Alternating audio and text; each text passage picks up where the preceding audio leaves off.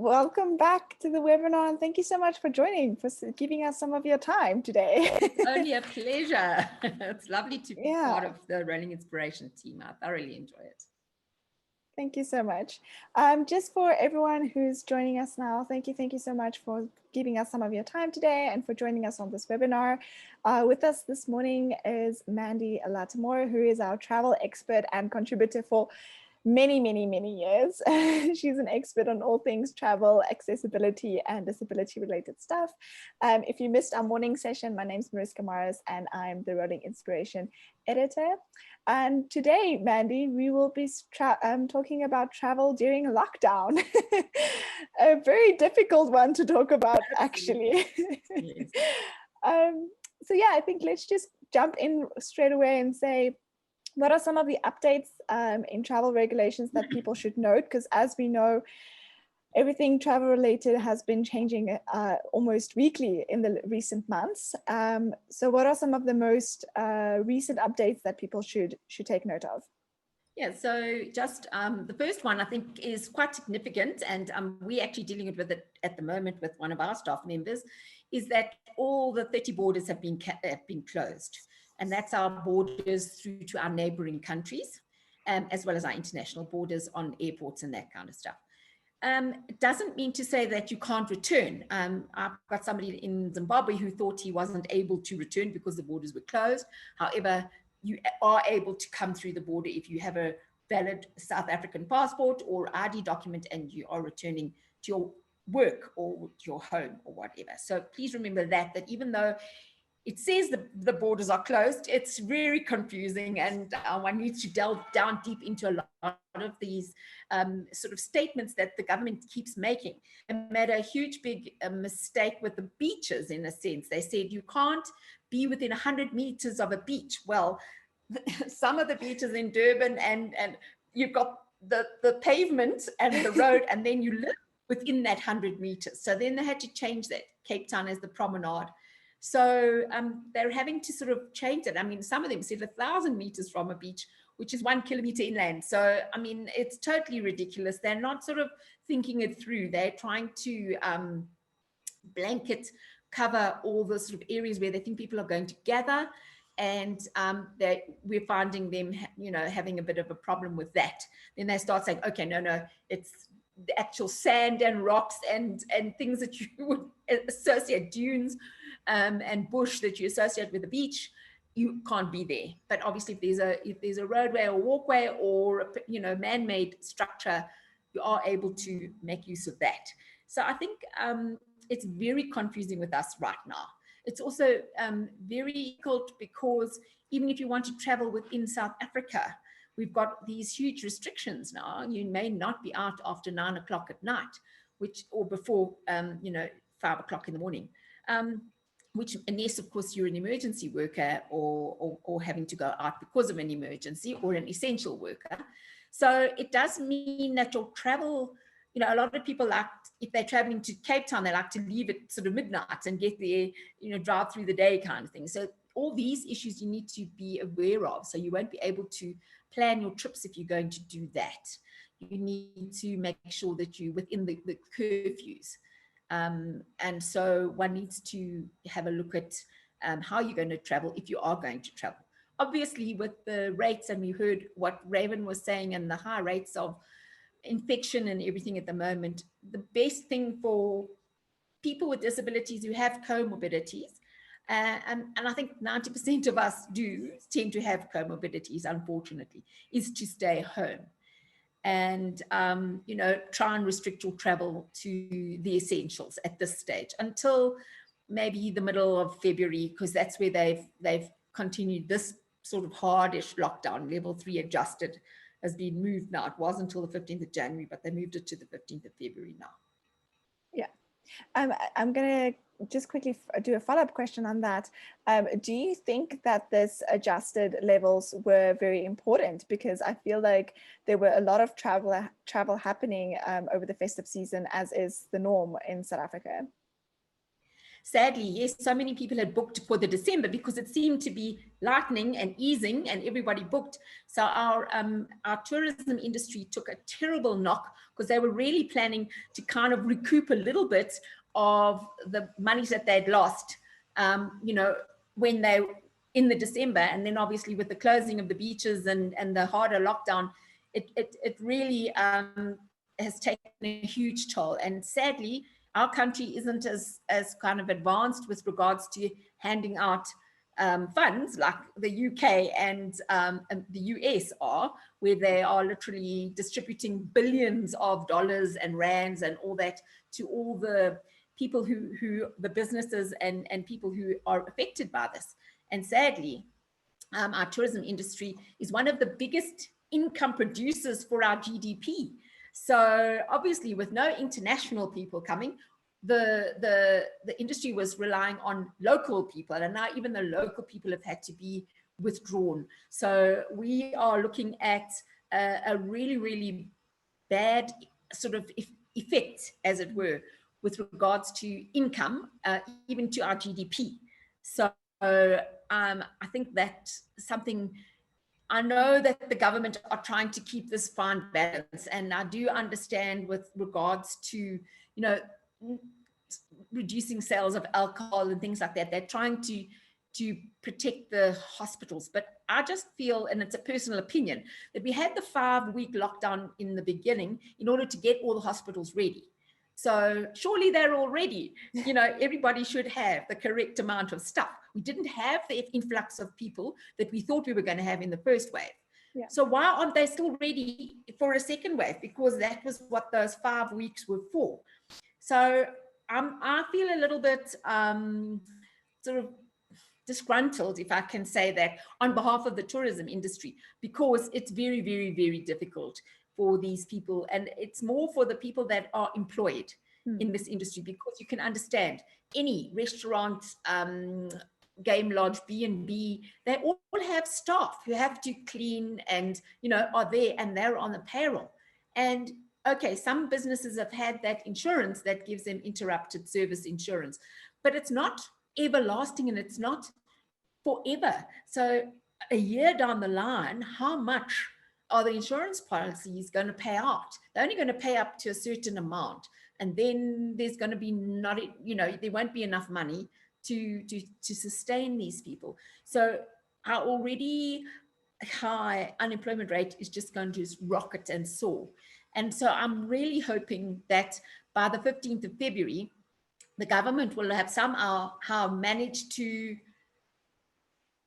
implement whatever they need to implement with medical staff and all this kind of stuff to use the hospitals and use the medical facilities to the correct you know, capacities, which they were supposed to have arranged in the first one, so that we can go back to some sort of opening up of the economy, especially for the tourism industry. I do understand about people congregating next to the beaches and things like that over the holiday season. I do understand that. But now, surely walking on a beach shouldn't be disallowed, as far as I'm concerned. It's better to have somebody out in the open with the breezes blowing where you're not likely to catch anything than it is. I'm not saying sitting and picnicking and everything on the beach. Maybe that should be disallowed, but certainly getting out and walking on a beach should be allowed, because what you're doing is just forcing those people into enclosed areas like shopping malls and all that, which is enclosed, which doesn't help the situation of, you know, super spreader event type things. So yeah, I'm a bit sad about that, and I said I'm just hopeful that maybe the powers that be will see clear to either assisting the tourism industry with some sort of grants for their workers, or else opening it up so that we can go. Sadly, I did do some traveling while, you know, during the COVID, and the service delivery in hotels and various game lodges and things like that was absolutely disgusting. I was not happy at all. And everything is just blamed on, oh, it's COVID, oh, it's COVID, we're short-staffed, we're short-staffed. Well, sorry, if you're going to open your facility and have people coming, guests coming, then you need to service those guests, and you can't charge them the earth either. I mean, I went to a 4-star hotel which used to charge 25 Rand delivery fee for your room service. Now with COVID, you would have said free room service delivery because you would want people to eat away from the restaurant. Oh no, now it's 35 Rand for a plate of food to be delivered to your house, to your room. So, you know, I mean, people are just misusing some of these things. And so, yeah, I do think that, you know, it's quite a difficult situation for everybody. Yeah, and I think you talk about something that's very interesting as well. I mean, first of all, I would like to mention as well, it's such a sad situation that the tourism industry was so hard hit now during the festive season, which is one of the months in which the tourism industry makes most of its money, you know, makes a big chunk of its money. And now with March coming around and April with the Easter weekend, that kind of thing, we definitely want to make sure that the hospitality industry can still continue on. But also, as you were saying, like making sure that how the industry is going to recover its costs is in a way that's going to actually still benefit the customer. You don't want them overcharging their customers in a hope that they'll make back some of the money that they lost, but rather trying to be innovative than, you know, bleeding customers dry. And so, you know, what my sort of thoughts would be, and if I could actually, you know, have the ear of the tourism industry, especially the more upmarket lodges and those kind of things, which maybe would normally be completely out of the realm of our local money, because they're always in dollars, you know, they always for the international markets, is that maybe they offer sort of some specials where they say, okay, 5 rooms, you know, per week are going to be open to South Africans at a South African rate, and make it really worth your while. You know, instead of 4,000 Rand a night per person, you make it 1,000 Rand a night per person, which would then encourage people to go and then be able to experience the more upmarket stuff. You know, open things up, make social corporate investment things where I'm talking now game lodges and things like that. Bring the local community in for a game drive. Does it really matter? It's not good. It costs you a bit of petrol, but if you're bringing the locals in from the schools around your place, you're then creating an environment for the youth to understand and admire and get involved with conservation and things like that. It would so help with our general conservation and our general attitude towards wildlife. We've got so many species, and not just the rhino, but things like the pangolin, which people don't even know about. And we've got so many in this country, and they are so super endangered that in the next 15 years, we probably won't have any pangolin left. And so, you know, little things like that. I mean, it's so exciting to know what's going on and see what's happening, and it just would be great to be able to include more of the general populace who never ever get a chance to go to any of these places. Yeah, I think that's so true what you were saying. And, you know, there's more than enough opportunities if they just branch out a little bit and try and do something different. And the rates obviously can make a big impact, because that's the other thing as well. We spoke about a lot of people who had made December plans, and there was also in the news about the mass cancellation in the garden route when the beaches were closed. But that didn't mean that there weren't people who traveled. There definitely were people who took opportunities, who went on holiday and things like that. So the opportunities are there. They just need to make use of that, which I think is important. Yeah, if I can just talk about that as well. People must remember that if you do make a booking, it actually is quite, I would always suggest that you can and you do take out travel insurance, because if something like this happens, it will help you to get some of your money back. However, the suggestion is not to cancel anything, even your flights, is to postpone them or credit your, I know Kalula has a credit facility, so you credit your flights into an account, which means you don't have to book a date and then that date comes, you've got to rebook and pay. So you credit your accounts. Same thing with hotels. Instead of canceling completely, because then there will be a cancellation fee, that they're going to charge you, is to just say, look, I'll rebook it down the line and take a date and book it. And if you can't get there at that date, rebook it again, because they've already got your deposit or whatever. It's better for you as a traveler to rather reschedule than to cancel 100%. I know it's kind of leaving your money with somebody else, but sometimes it's better because your cancellation fees can be quite high, especially if you cancel within the last sort of 7 days before you travel. It's like 100% of your fees that you've paid. So it's just something that people should think about and be aware of. And I always, in all my articles, as you know, I'm always saying, especially if you travel internationally, but even now, I think with these kind of times that we're living in, the amount of money you're going to pay for the travel insurance is minimal compared to the possibilities of losing the whole amount of your trip. Yeah, and I think also another big thing of that is if you just reschedule your plans instead of completely canceling, it means that business also gets to keep the money, and they get to pay staff, etc. So then it becomes a situation of a business can still flourish even though it's locked down, even though they don't have anyone in the hotel, versus if you cancel completely, they lose out, you lose out. It's a lose-lose situation. Absolutely. And then I think, and of course, yeah. No, carry on. Please go. Very polite host. I know, but I'm changing the subject, so carry on with what you were going to say. Well, I was also going to change the subject. I was actually going to talk about specifically people going to the beaches and going on traveling and not actually keeping in mind some of the restrictions. So specifically, I knew I was traveling throughout December and I spent some time on the beaches before they were closed. And something that really caught my attention was the fact that very few, if any, of the people at the beaches who were sitting on the beach, for example, I'm not speaking about people who were swimming in the ocean or things like that, they weren't social distancing, they weren't wearing masks, they weren't. And the fact of the matter is that stuff is still extremely important when in those situations.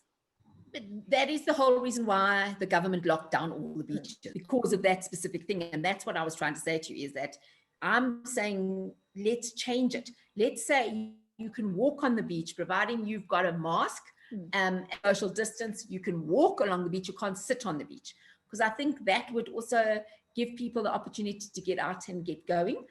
If you watch the promenade in Cape Town, because you can, and this is what I was going to talk about, all the virtual ways of being able to see what's going on around the country and what to do.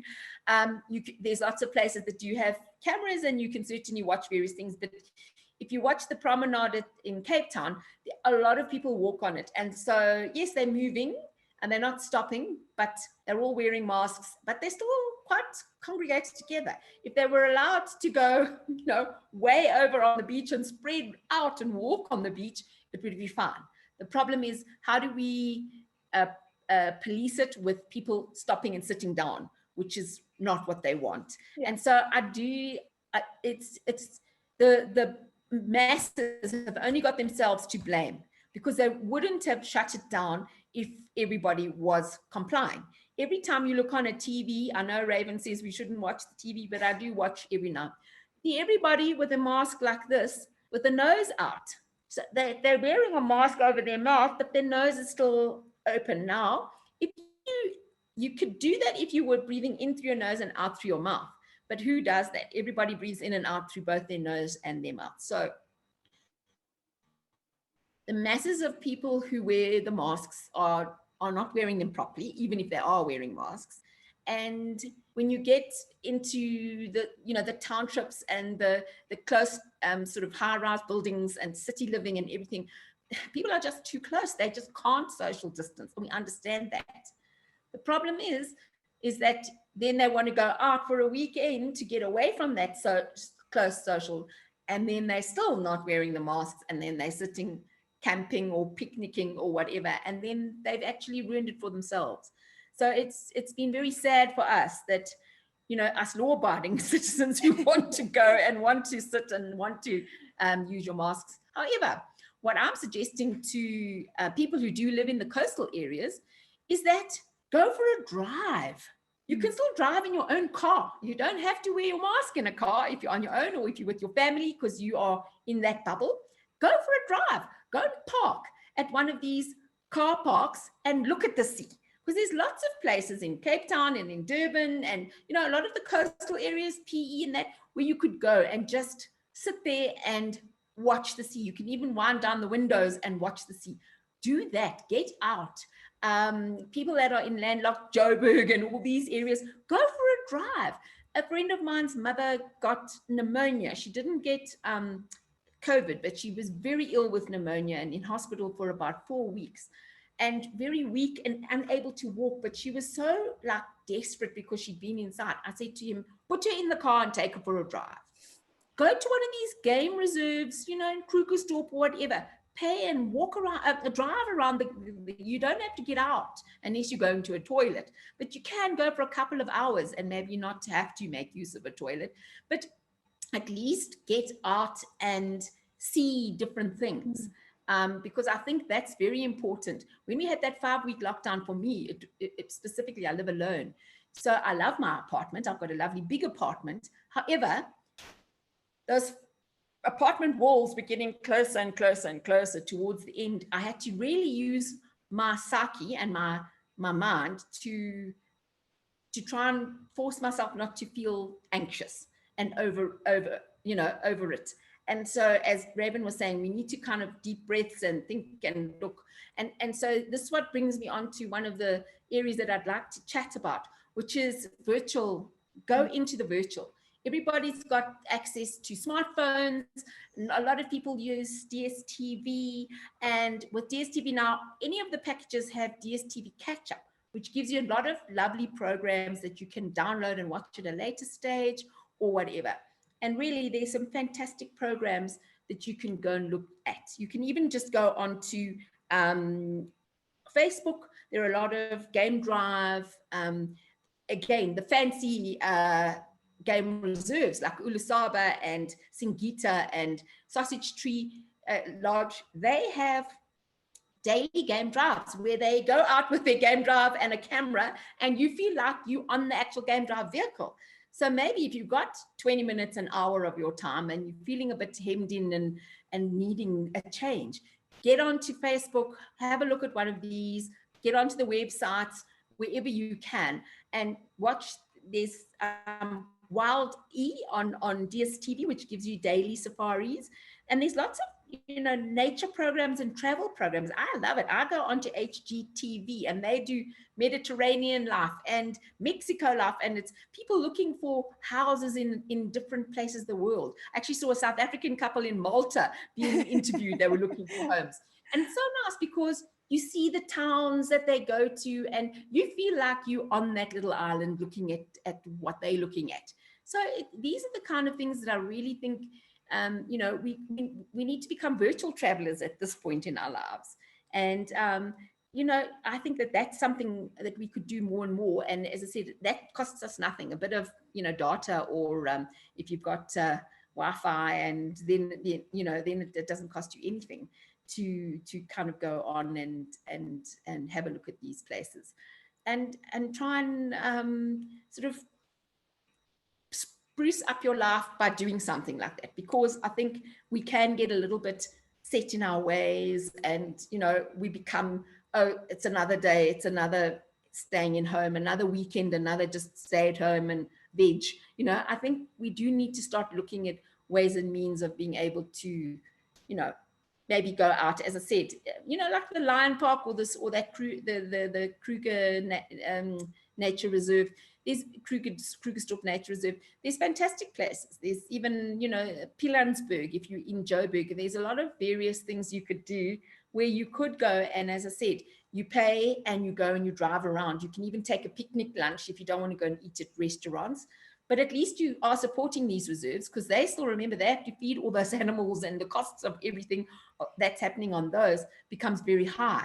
So you would be supporting them and their staff and everything if you did think about going to do one of those things. Definitely. And I think something that you talked kind of inadvertently touched on was also the opportunity that this now presents us to branch out our bucket list, put on some new locations that you find out when you go on HGTV or some of the Discovery channels, and think of some other locations that you might want to travel to post-COVID, and when the vaccine's available and all of that stuff. Yes. But I think something that we could maybe talk about as well, which we didn't discuss yet, is just talking about international travel regulations. So you did mention that there was talked about talks of the border closures, but those are not for South Africans who are returning. Those are for anyone else who wants to enter the country without a valid reason. And then also, of course, something that we can discuss when we're talking about international regulations is also the borders of other countries that are being closed for South Africans. So yeah, there are a number of countries who are now stopping us to come in. And of course, we just heard this morning that Emirates has suspended their flights till the 28th of January. They aren't going to be flying into or out of South Africa at all.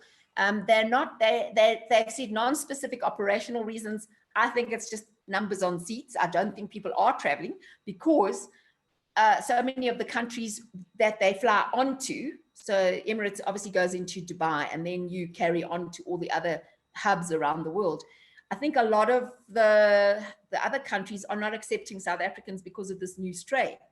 You know, Turkey closed their doors, and quite a few people have closed their doors, the UK. So I think the problem is at this stage, it's very difficult to say who is accepting us and who isn't.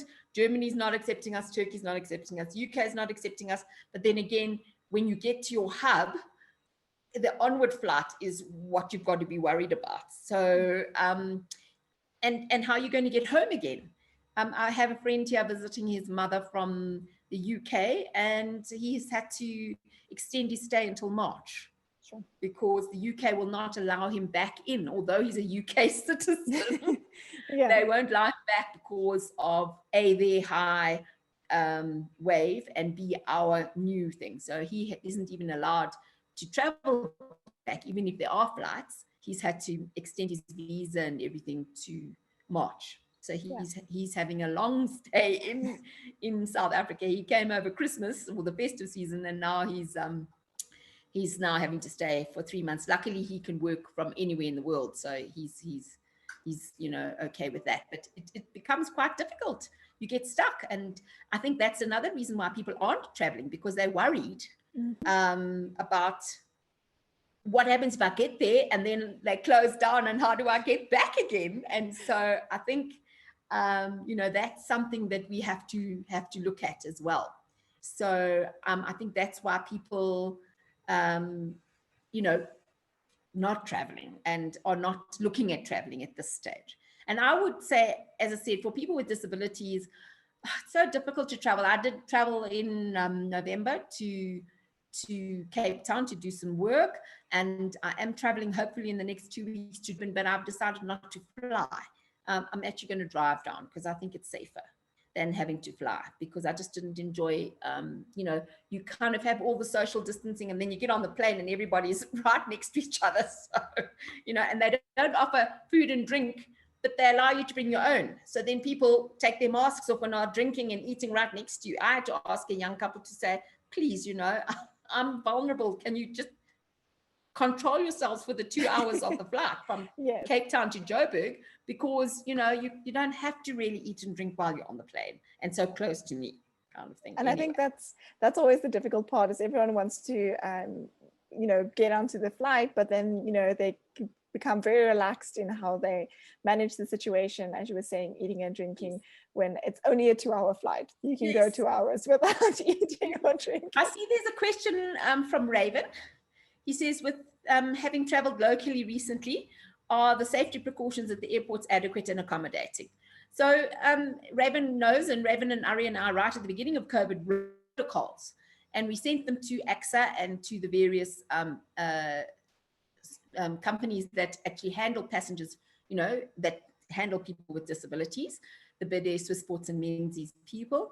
Unfortunately, they kind of came back to us, the airports company said, we've done all our COVID protocols, thank you very much. So they kind of disregarded what we said. So the protocols are, there's lots of sanitization stations everywhere, and everybody wears masks. However, that's where it ends.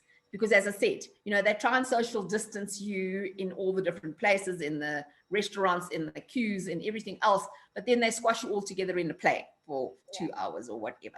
So the airports feel that they're doing adequate. I don't think that they are, when for the staff that are having to physically pick up and move you over, because obviously they pull your body close to their body, which means their clothes are touching your clothes. I think they should be wearing disposable aprons or gowns or whatever, but they don't.